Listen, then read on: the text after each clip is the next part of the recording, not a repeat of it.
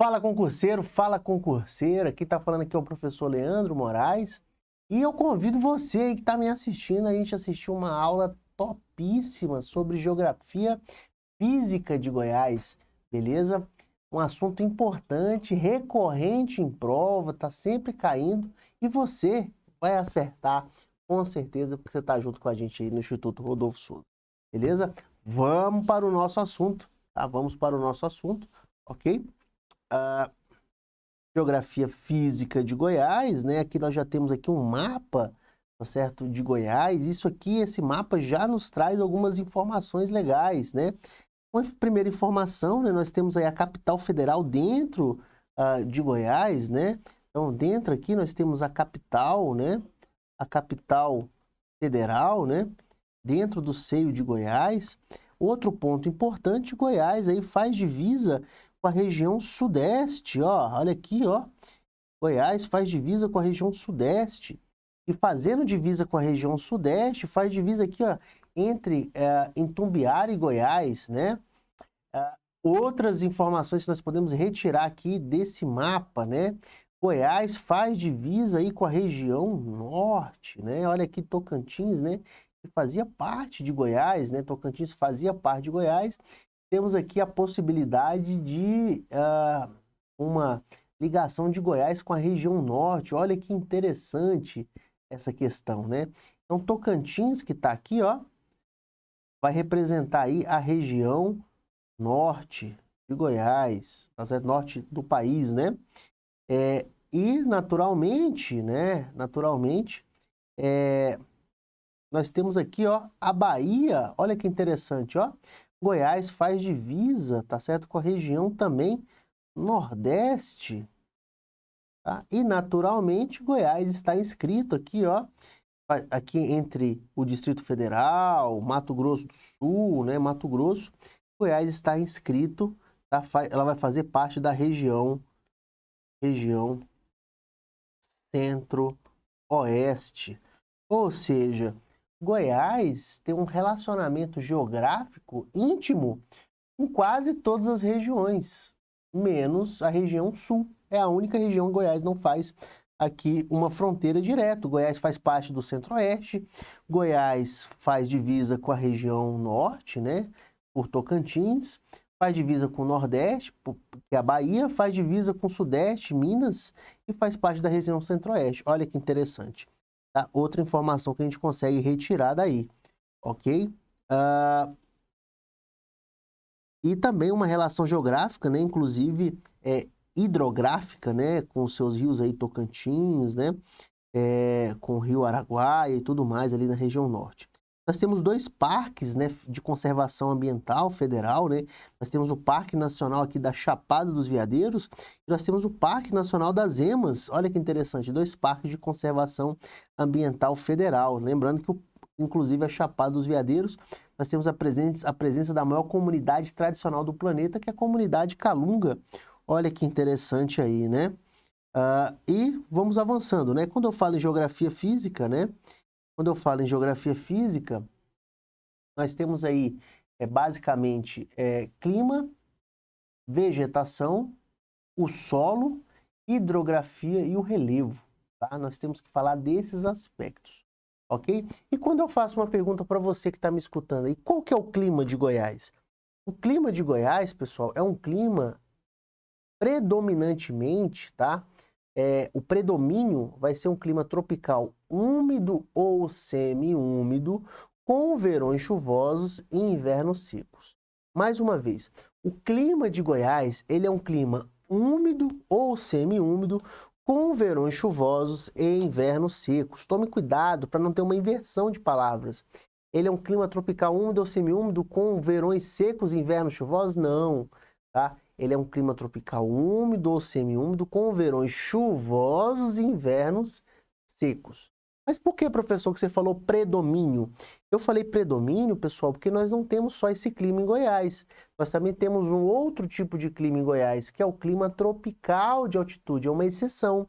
Esse clima está presente na região próxima ao Distrito Federal e próximo a Anápolis, e esse clima, tá certo? Ele é responsável ali por ser um clima aqui é um clima um pouco mais frio e um clima que tem menos umidade no ar, beleza? Então vamos aí para o nosso material. Então, qual que é o clima predominante de Goiás? É um clima tropical semi-úmido, tá? Eu poderia colocar aqui também úmido, tanto faz, tá? Ou semi-úmido, com precipitação pluviométrica de chuvas de 1.500 a 1.800 milímetros. O tipo climático que caracteriza o estado de Goiás é o clima tropical, tá certo? Úmido ou semi-úmido, com verões chuvosos e invernos secos. Tome cuidado para que o examinador não troque essas palavras aqui, ó. Este domina a maior parte do estado, né? As temperaturas médias variam de 23 graus ao norte e 20 graus ao sul, ou seja, a região norte, ela é mais quente. Quanto mais ao norte, mais quente é. Os totais pluviométricos oscilam de 1.800 milímetros a oeste e 1.500 milímetros a leste, tá? Oeste tem mais milímetros, com forte contraste entre os meses de inverno secos e os meses de verões chuvosos. O clima tropical de altitude aparece apenas na região do Alto Planalto Cristalino, área de Anápolis, Goiânia e DF, onde, por efeito da maior altitude, se registram temperaturas em geral mais baixas, embora por isso que é mais fria, né? Embora a região pluvial conserve a mesma oposição entre as estações chuvosas e verão e secas de inverno, né? Outro ponto a se destacar em relação a isso, tá? É a questão do fenômeno El Niño, né? O fenômeno El Niño que aumentam as massas de calor aí, né? Nos oceanos, né? Aumentando a quantidade pluviométrica, a quantidade de chuva, ela aumentam muito as chuvas em muita intensidade nos verões. Então, a quantidade pluviométrica do clima, né, por conta do efeito El Niño, aumentam as chuvas nos verões. E aí, no início do ano, lamentavelmente, a gente sempre vê aí muita chuva, né, deslizamento de terra, né? Essa chuva acaba alagando as cidades, mas, infelizmente, nossos governantes tomam poucas providências em relação a isso, né? Além do clima, nós temos nossa vegetação, tá? Então, a vegetação, ela é muito importante, né? A vegetação típica de Goiás é o cerrado, né? O cerrado é responsável por cerca de 70% da mata, tá certo, de Goiás, né? Olha que lindo o cerrado aí em cima, né? Inclusive, esse cerrado goiano aqui, tá? Ele foi comparável aí à savana. A savana. Então, se você vê na sua questão alguma alusão à savana, está correto, tá? Então, ele faz uma alusão à savana. Inclusive, o cerrado, por ser um hotspot, né? É o segundo maior bioma aí do Brasil, né? Um bioma de muita importância, né? Mas também nós temos manchas de floresta tropical, né? A mancha de floresta tropical também é um tipo de vegetação de Goiás, né? Ela é também chamada de Mato Grosso Goiano, tá? É também chamado de Mato Grosso Goiano, tá? Então, se eu falo da vegetação de Goiás, sem sombra de dúvida, eu tenho que lembrar do predomínio, que é o cerrado, assim como o clima. O predomínio é tropical úmido ou semiúmido com verões chuvosos e invernos secos. O predomínio na vegetação é o cerrado. A exceção no clima tropical de altitude. A exceção na vegetação, o nosso Mato Grosso Goiano ou as manchas de floresta tropical, ok? O cerrado tem como característica, né, suas árvores retorcidas, né, raízes profundas, né, pouca folhagem, e inclusive no inverno, né, os caules ficam embranquiçados. E também uma outra característica, né, você verificar aqui em cima, olha só, nós temos aí uma casca, tá? Nós temos uma casca grossa. E essa casca grossa, que protege a planta naturalmente contra o fogo, ela tem um nome. Isso se chama pilosidade. Tá? O que seria a pilosidade? Essa característica natural da planta do cerrado de ter uma armadura contra o fogo. Porque o cerrado pega fogo por questões humanas, que são questões antrópicas, né? Questões humanas, que são questões antrópicas, ou o cerrado, ele pega fogo naturalmente. Se você não sabe, tá cumprindo aí a trilogia do fogo, né? Se tiver calor, se tiver oxigênio e tiver combustível, vai pegar fogo, né? O cerrado pega fogo naturalmente. Então, por isso que a planta tem essa característica, ok? Cerrado, cerradão e cerradinho são tipos de cerrado. Campo sujo, campo limpo, né? Campos é um bioma brasileiro, mas campo sujo e campo limpo é um tipo de cerrado. Né? Veredas e buritizais também né? Buritizal é o famoso brejo, né? Regiões alagadas cheias de anfíbios, né? As mulheres detestam, né? Essas regiões aí, beleza? Em relação ao solo de Goiás, né? O solo de Goiás, ele é ácido e pouco fértil, né? Por isso que o solo de Goiás, ele é considerado um solo de terra vermelha, ou também ele é chamado de latosolo, ou solo de terra vermelha. Olha que interessante. Uai, professor, você tá doido? Como que Goiás é um destaque no agronegócio e Goiás tem um solo ácido e pouco fértil? É isso mesmo. Não é à toa que por muito tempo em Goiás só se utilizou a pecuária. Você achar que a terra, tá certo? Em Goiás não era fértil, tá certo? Para a plantação. Mas com a Revolução Verde em 1960, tá certo? Se descobriu uma técnica, tá certo? Chamada calagem. E o que seria a técnica da calagem? Você introduzir no solo calcário, e esse calcário reduz a presença de metais pesados, tá certo? Como o alumínio, né? E reduz a acidez do solo, sendo possível que esse solo possa se plantar, sobretudo plantar soja, né? Lógico, o predomínio é o solo de terra vermelho, o latossolo, mas também nós temos solo roxo, né? Solo vulcânico na região do Planalto Verde, ali no sudoeste goiano, né, entre a região de Rio Verde, até mesmo a Ponte de Pedra, né, passando Montevidéu, aquela região ali. Mas o predomínio é o latossolo, sem sombra de dúvida, tá? Então, aqui, ó, o solo é ácido e pouco fértil. A maior parte do território de Goiás é recoberta por vegetação de campos cerrados. As matas, embora pouco desenvolvidas especialmente, têm grande importância econômica para o Estado, uma vez que constitui áreas preferidas para a prática da agricultura em virtude da maior fertilidade de seus solos, em comparação com os solos do cerrado, tá? Aqui temos outra, né, espécime do cerrado, né? Aqui mostra bem, né, as características da planta do cerrado, né? O seu caule aí retorcido, né? A sua pouca folhagem, né? Aqui, né, nós temos aí raízes profundas, né, da planta, né? Por conta da água, ok? E sua casca grossa aí ficou fácil identificar, né, com a pilosidade, né? Aqui os tipos de cerrado, né? Campo sujo, campo limpo, veredas e buritizais, né? O cerradão, cerrado, cerradinho, ok? Para a gente poder desenvolver, ok?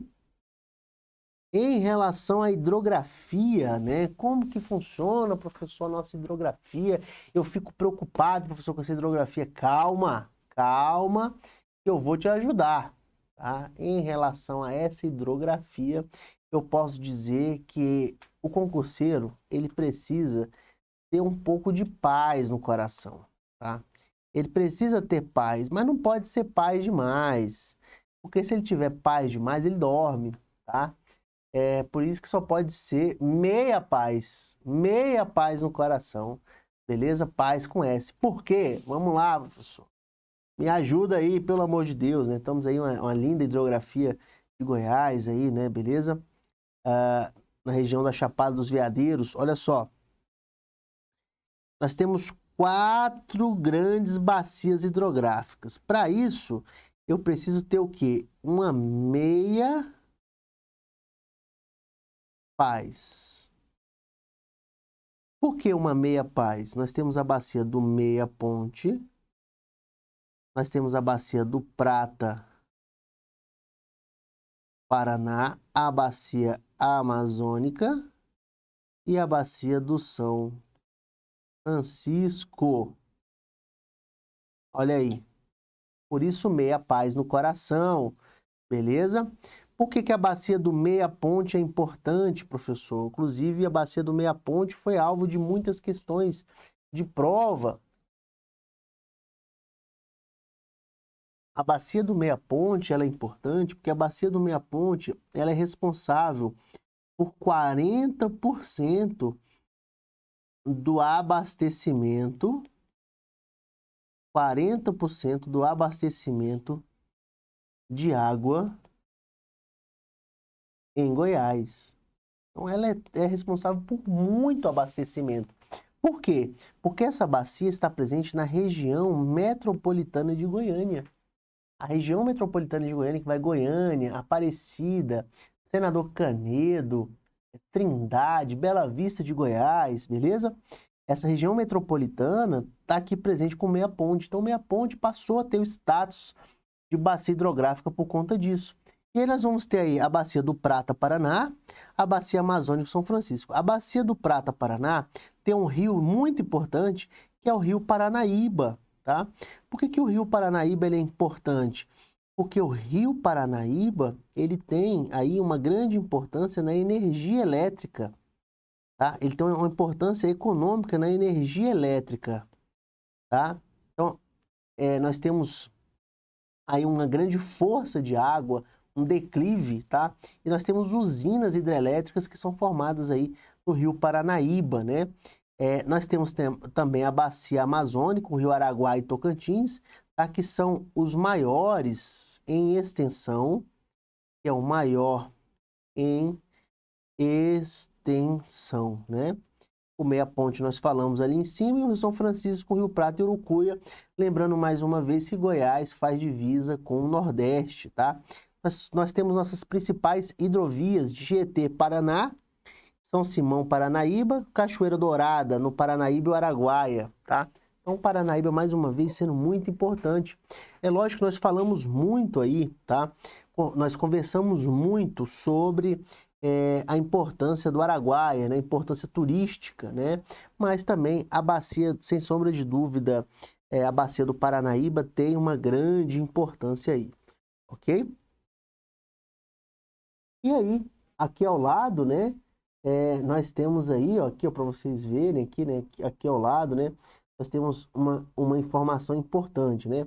Localizada na região centro-sul do estado de Goiás, a bacia do Meia Ponte pode ser considerada a principal bacia hidrográfica goiana, por concentrar em apenas 4,2% do seu território, aproximadamente 40% da sua população, incluindo região metropolitana de Goiânia, importantes municípios, polos industriais e agroindustriais que utilizam suas águas para diversas atividades. Ou seja, tá certo? Ou seja, inclusive isso aqui eu retirei, esse texto aqui tá de uma questão, tá? Uma questão cobrada da Polícia Militar para a praça, da Polícia Militar da Banca OCP, tá? Mostrando aí, tá, a importância do Meia Ponte. Por quê? Porque Goiás, ele é um estado populoso, mas é um estado muito pouco povoado. A população está concentrada em grandes centros urbanos, não está distribuindo em seus 246 municípios, tá? Ela está concentrada em apenas alguns, tá? Nós temos aí, em estados mais populosos, né, municípios, Goiânia, Aparecida de Goiânia, Anápolis, Rio Verde, Águas Lindas, Lusiânia e Valparaíso. Então, se você for parar para pensar, com exceção de Rio Verde, onde que está a população de Goiás? Ou em volta de Goiânia, ou em volta do Distrito Federal. Isso faz com que a bacia do Meia Ponte tenha sua grande importância por, olha lá, ó, mesmo estando em apenas 4,2% do território, vai abastecer 40% da população de Goiás. Certo? Passou a ser muito importante a bacia do Meia Ponte por conta dessa questão, beleza? E o relevo, tá? E o relevo? Como que funciona a questão do relevo? Nós falamos sobre o clima, tá? Você lembra aí do clima? Cutuca aí seu vizinho, cutuca aí seu irmão, tá certo? Sua irmã, sua mãe. O clima de Goiás é um clima tropical úmido ou semiúmido, com verões chuvosos e invernos secos, tá? Nós temos também a presença do clima tropical de altitude na região do entorno do Distrito Federal e Anápolis. A vegetação, cerrado e manchas de floresta tropical. A nossa hidrografia, meia paz no coração. E o nosso relevo? Você sabe qual que é o relevo de Goiás? Vamos lá que eu te mostro. Qual que é? Vamos lá. Temos aí em cima a região da Chapada dos Veadeiros, muito bonita, né, pessoal? A região da Chapada, né?